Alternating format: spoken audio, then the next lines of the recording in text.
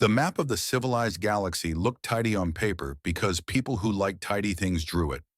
Three heavy strokes for dominant power blocks, little annotations about trade routes, and a dozen footnotes insisting everything could be quantified if you squinted hard enough. The Meridian Conglomerate had the neat curve of a corporation that had turned bureaucracy into an art form and weaponized efficiency for profit. The Lattice Hegemony glowed like a slow, meticulous mine, with all its decisions pre-chewed and politely approved. The fragmentary void was where the inconveniently creative and stubbornly independent went to avoid being counted. Humans, by contrast, were a smudge on the margin the analysts called anomalous potential, which is a polite way of saying they made everyone uncomfortable in all the right ways. Chrysal Nine's transit hub sat in that smudge and thrummed like a clock someone had Q-tipped with fireworks. It was the sort of place where advertisements learned languages and the gravity field had personality. Amid the anonymous flow of travelers, a security post jutted like an unamused sentinel, all ribbed metal and catalog gestures. Komissar Thaleq, whose species favored angles over smiles and adherence over improv, stood with the formal impatience of someone who had never once enjoyed chaos. She moved through the checkpoint with the calm of a person who treated chaos like currency. Avery Calder's hands were empty. That mattered. She wore a jacket patched in places that looked like deliberate thrift store philosophy and carried the sort of soft authority that had nothing to do with rank and everything to do with people noticing her, looking after the small things. A throng, not a rally, not yet, just a persistent traffic of curious bodies, fell in behind her like a wake. Thaleq's question was less curiosity than protocol, stated as if it were a measurable hazard. Why do they follow her? Avery's smile was polite, almost personal. I follow humanity, she said, as though announcing her allegiance and asking for directions. The three words made the commissar tilt his head the way a machine recalibrates for an input it does not expect.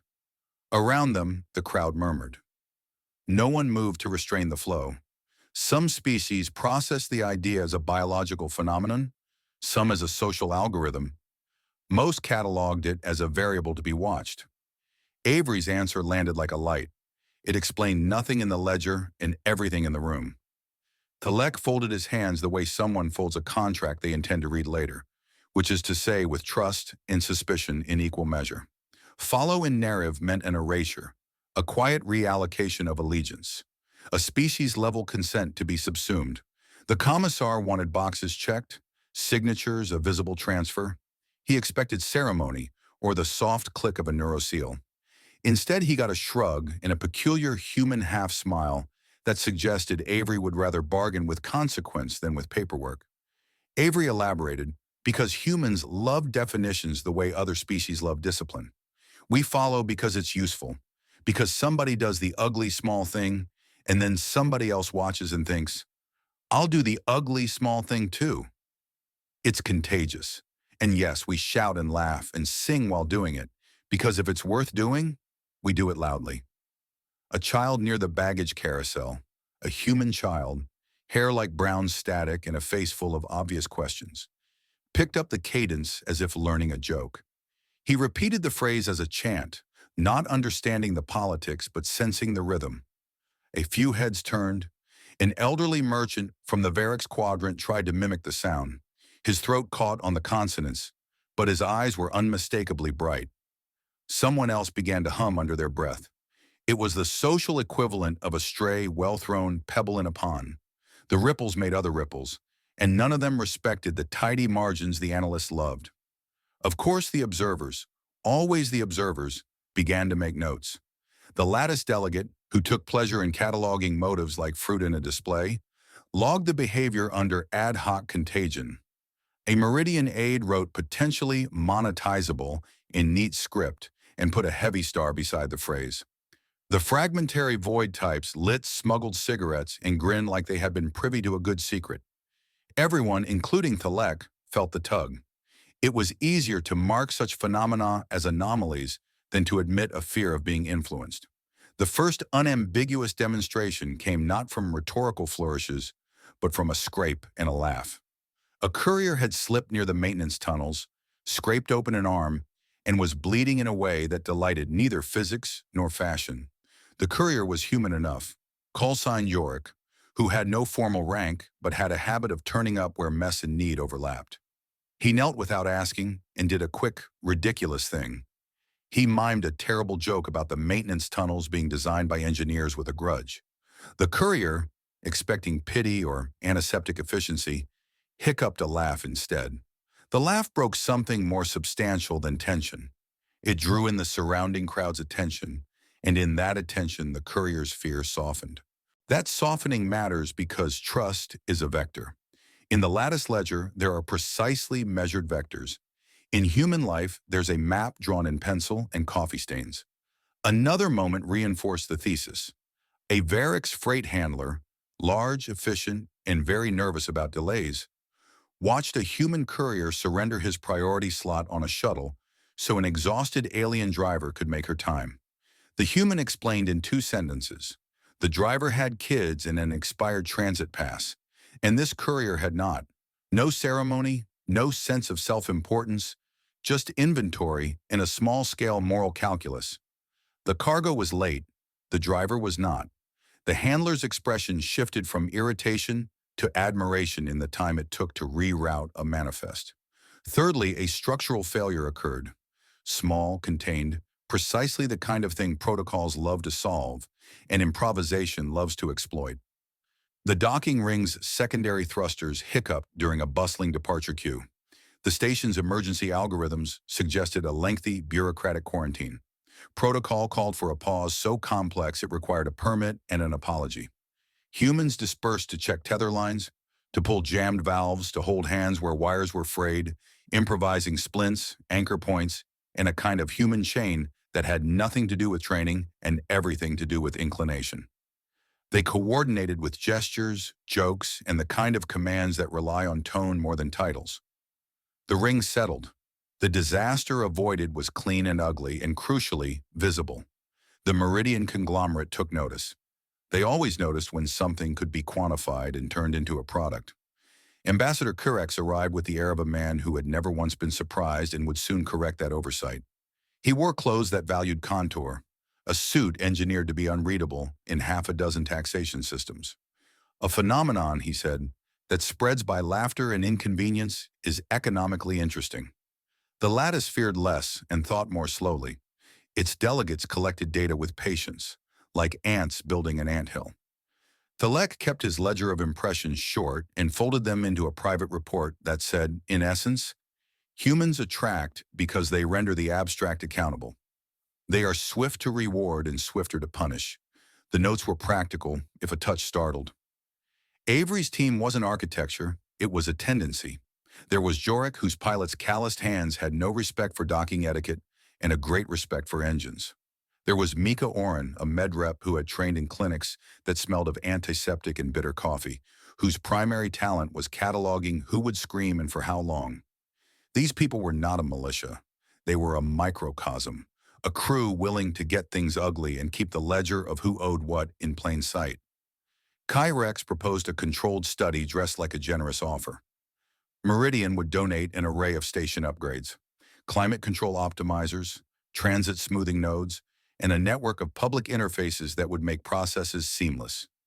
In exchange, stations would adopt Meridian-compatible social contracts. It was the sort of gift that came with appendices. Avery had been offered similar gifts before.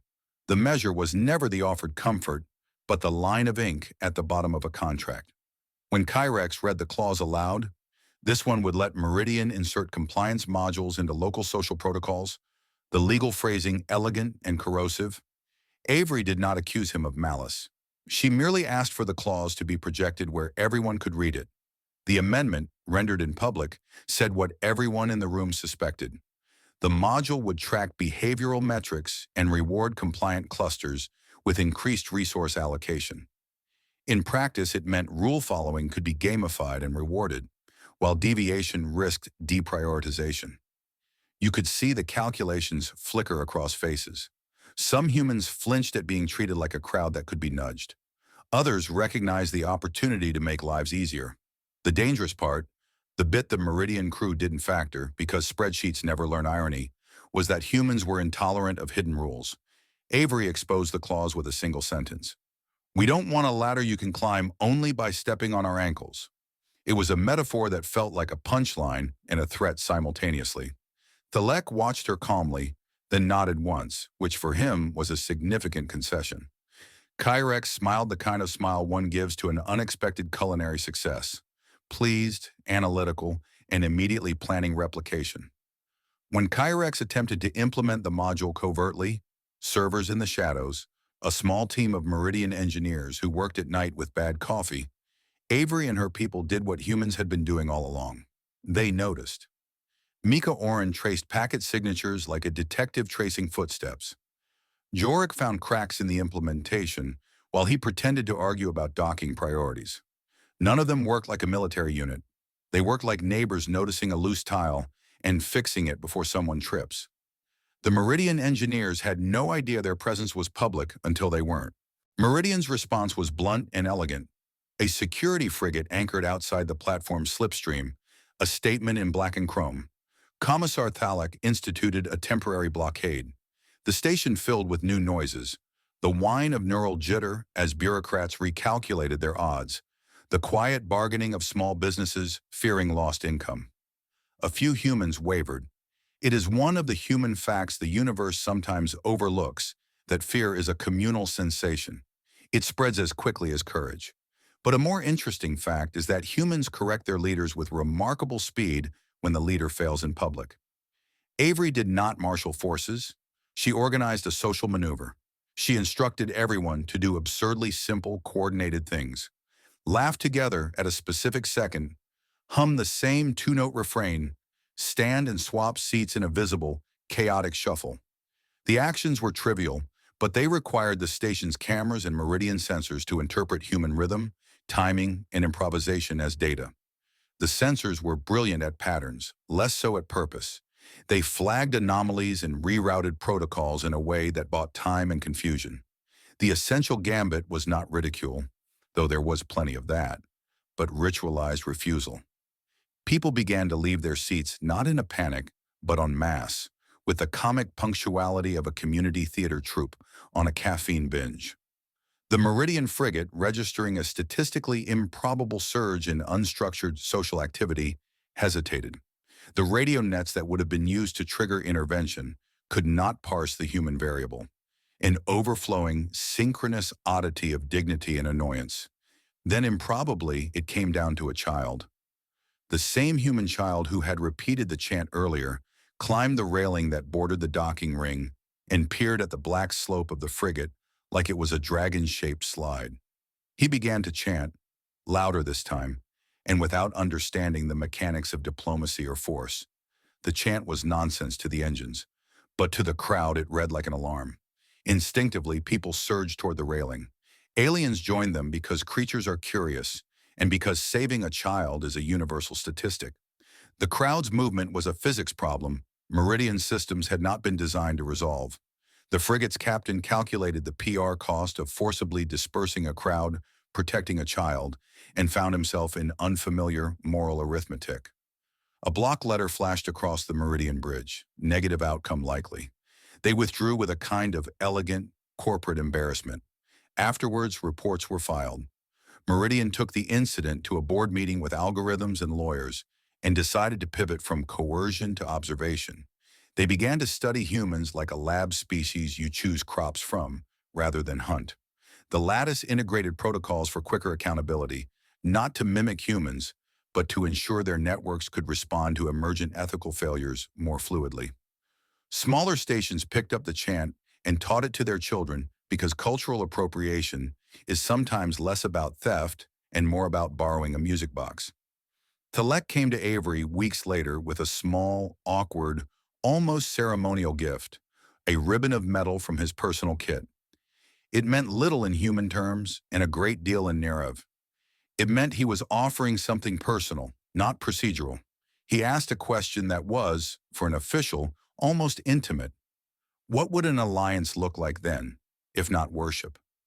Avery considered the metal in the question. Not worship, she said, because worship makes people small. Duty makes people large. We follow when we can hold the other person accountable without fear of reprisal. We follow because it teaches us who to trust and who to correct. There was no grand treaty in the ensuing months. There were instead anomalies, redesigned protocols in the Lattice that cut through administrative red tape when lives were at stake, a Meridian offshoot that sold crowd-derived analytics with a careful ethical clause, and children everywhere who hummed two-noted refrains for no better reason than that it made grown-ups smile. Avery and her team kept doing small, ugly things and then sharing the receipts. It turned out to be an effective diplomacy.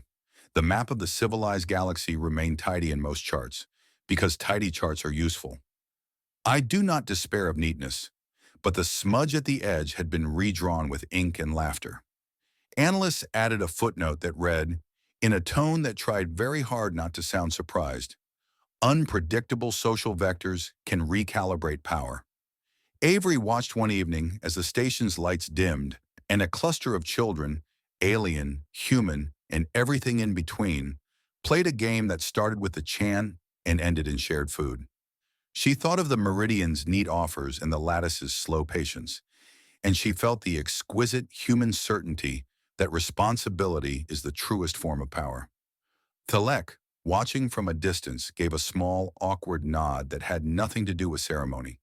He had learned to nod the way humans laugh, as a kind of permission.